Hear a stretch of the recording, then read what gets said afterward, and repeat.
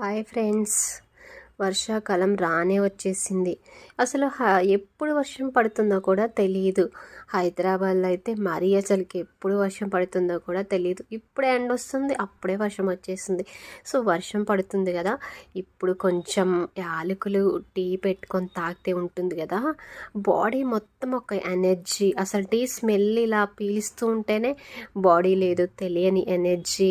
తాగితే కొంచెం బాడీ అంతా చాలా రిలీఫ్గా ఉంటుంది. సో అలా అనుకుంటున్న సమయంలోనే ఇంతలోనే మా ఆఫీస్లో ఆంటీ చాయ్ పెడుతుందనమాట. కిందకి వెళ్ళి నేను అప్పుడు ఇలా అది ఎంజాయ్ చేశాను. ఆ కాఫీ స్మెల్ కానీ, ఆ వెదర్ ఒక్కెళ్ళి వర్షం పడుతుంది, ఒక్కెళ్ళి ఇలా కాఫీ ఎంజాయ్ చేశాను.